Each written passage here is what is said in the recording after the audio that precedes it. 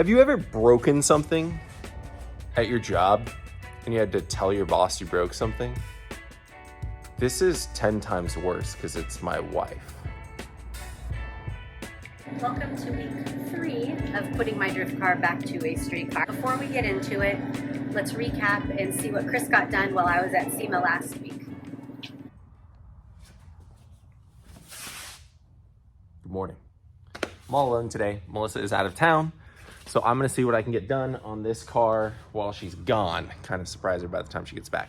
My goal today is I'm gonna see how far along I can get, putting the AC heater box all back in. My task is gonna be removing this bar. Unfortunately, it is too high to run the stock dashboard.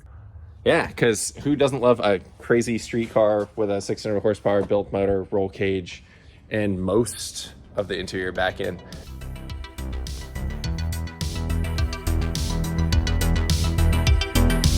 Bar is thick.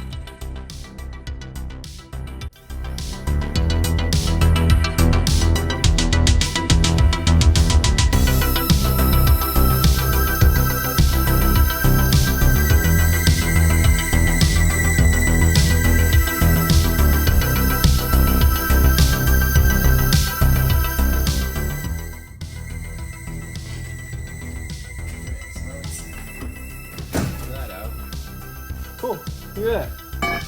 One bar out. Cool, sweet. Moving on. Let's clean up that end. Should be good to go.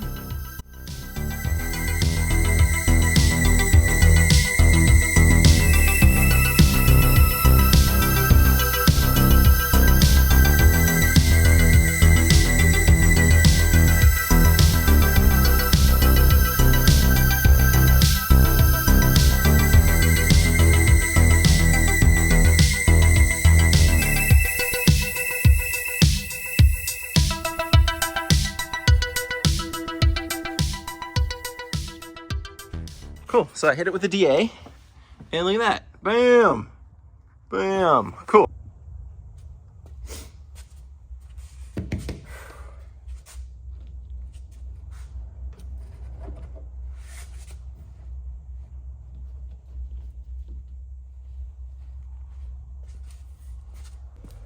Oh no, oh no, oh man.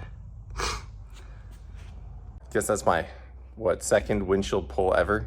Cracked it. Damn it.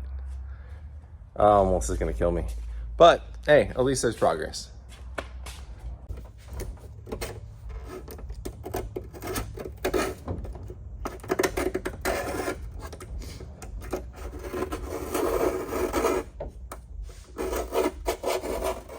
I feel like I get so happy when I find red on this car.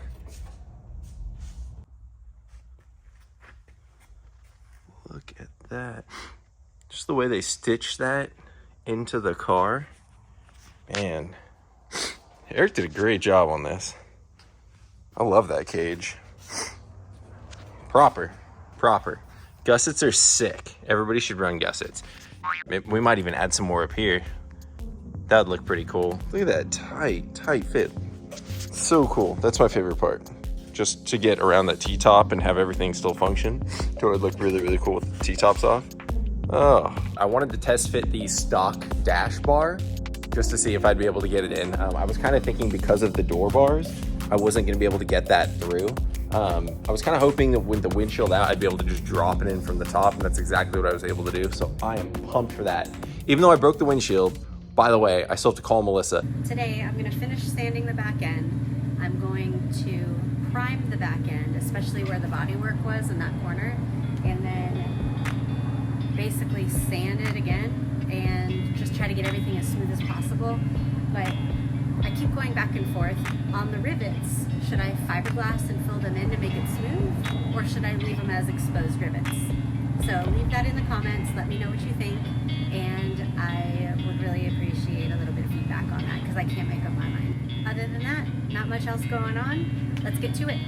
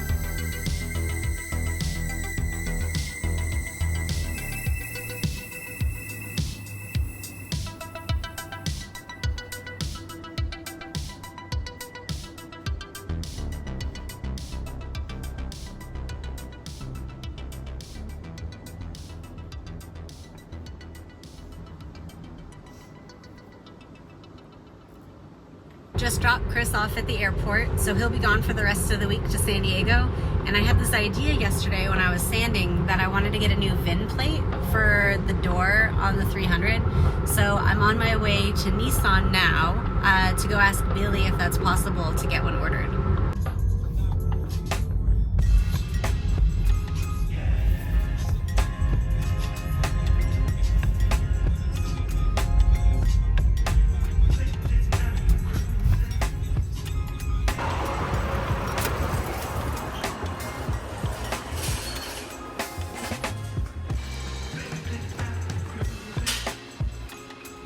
Hey.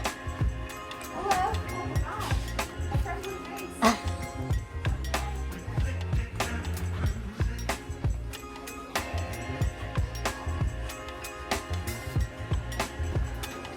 Oh, look at this fancy office. Would you like to wave for the camera? Billy let me know that in order to get a new VIN plate, I needed to prove that I had the car by taking a photo of the current VIN plate on like the door and on the firewall. And then there was some paperwork he had to do, doing some explanation as to why I need a VIN plate. So I am off to go take some photos of the current VIN plates that are in rough shape and send them over to him so we can get that process started.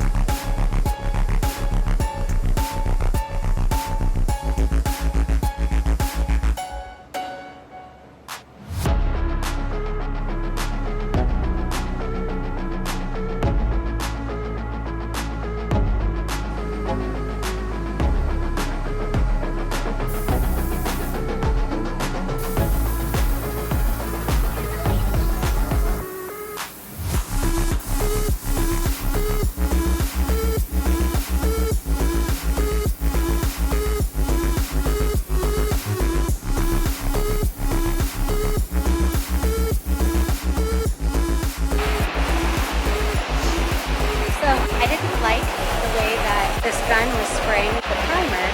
It's a little lumpy, and the good thing about this gun, it's the 3M gun, is that it has interchangeable tips, so this whole thing gets changed out, and sometimes that gets a little dirty and I don't notice it immediately, so I caught it early enough, and let's see if now it sprays smoother.